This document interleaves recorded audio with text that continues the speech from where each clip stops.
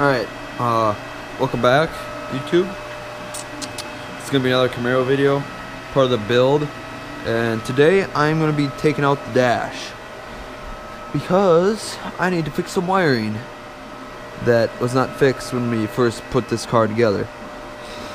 So, for first step for taking the dash out would be taking the center console out, which I already have done.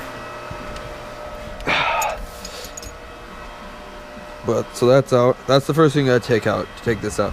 Next now is take the dash pad off, which it is 4 screws up there in the defrosters, and then little what is that, 6mm bolts underneath here, and then dash pad should come out, and then I'll come back to you guys when I get it from there. So once you get the dash pad off, then what you want to do is get these vents off, which they are just a screw underneath the dash, so then you can get to these bolts, and you also need to get to these ones, which are 6mm. On the dash pad, they weren't they're 7mm. I was gonna say the dash pad, they weren't 6mm, they're 7mm, and they run along the whole edge of the dash. And that's about where I'm at right now, so I'll get back to you once I get done with that. And there's a whole bunch of other screws, like there's one right here that you gotta take out, one right there, and then it should come out because it's connected to the heater system. So I'll get back to you once I get done with that. Alright guys, sorry for the poor lighting and the big gap between scenes here. As you can see, whole dash is out. This lighting is absolute shit, so hopefully you guys can see things. But so it's pretty much just a bolt everything. My heater box wasn't really bolted together, so that came out easier. Or not heater box, but heater system. And then the only thing that gave me troubles was the headlight switch, because this was melted on to the switch, the plug-in. That's the only thing that gave me troubles. Other than that, it comes apart pretty easily. But I'm gonna put this main rail back up. This rail, I'm gonna bolt that back up, bolt the steering column back up. I'm doing this because I got a bad battery draw, and I'm just gonna see what's drawing the power. Hopefully, it's on my accessories fuse, so that either means interior lights, which I think it is because they're not working, because I never hooked them up. And I don't know, I might hook them up too, just to do it. And then there's that, or it could be radio, horn, or there's one other thing, the trunk. I think that's about it. But yeah, so there's that. So I'm gonna come back to you guys once I get it all put back together. Well, not, but the bar put back up and steering column bolted back up. Okay, so I think I found my battery drain on the accessory line. Currently right now, my door is shut. Both doors are shut. I'll even show you guys. Okay. Shit, that door doesn't want to close. Hold on a second. Go up here.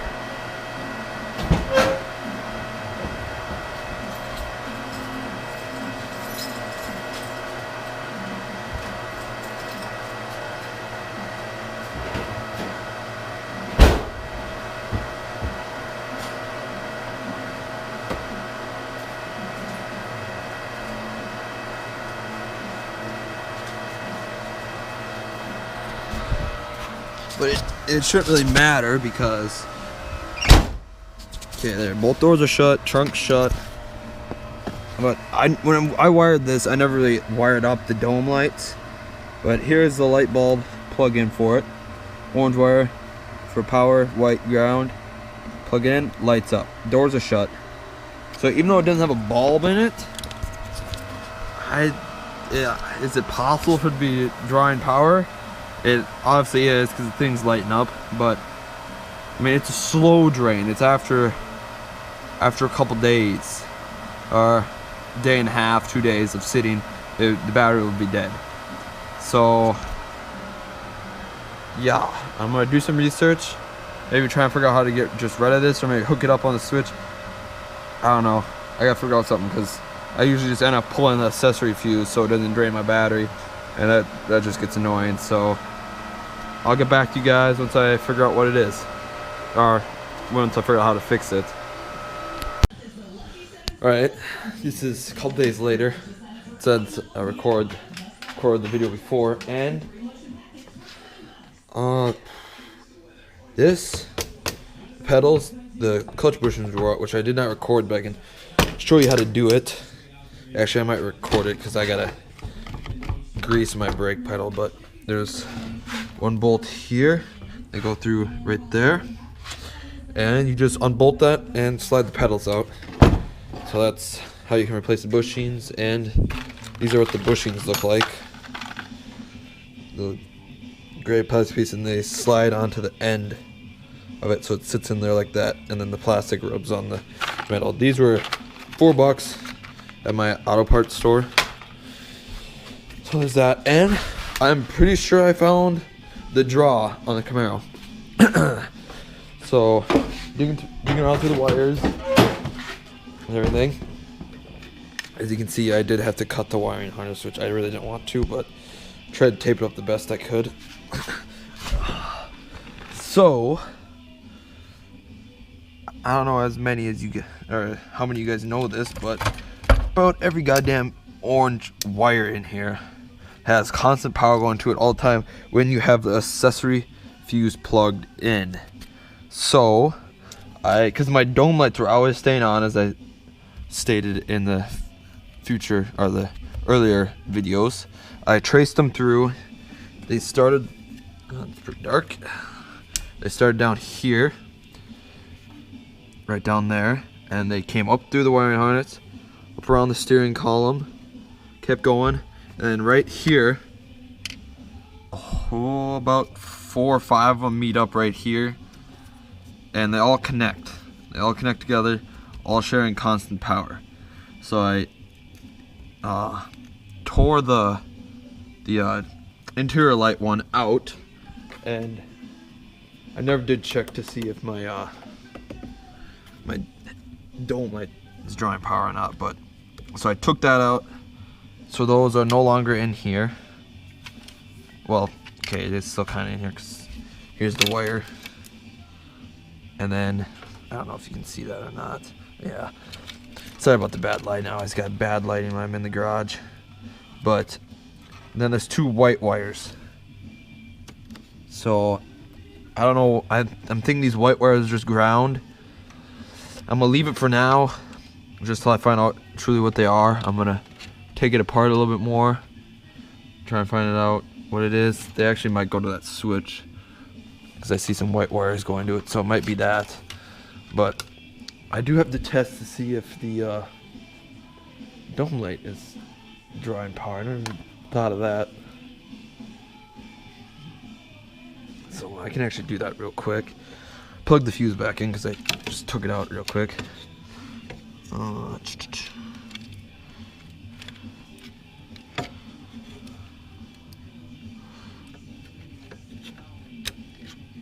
Okay, got that plugged in. I'm hoping this doesn't light up, because I don't want to trace this wire, but okay, I don't know if you gotta, yeah, you guys probably can't see nothing, but these aren't lighting up, so I don't think it's drawing power. It doesn't work, so I think I'm good at that point. But see, this, oh shit, not holding on, but come over here to the, yeah, I really need to get some better lighting here. I'm sorry guys, this is bad, but see if I can get in that hole there.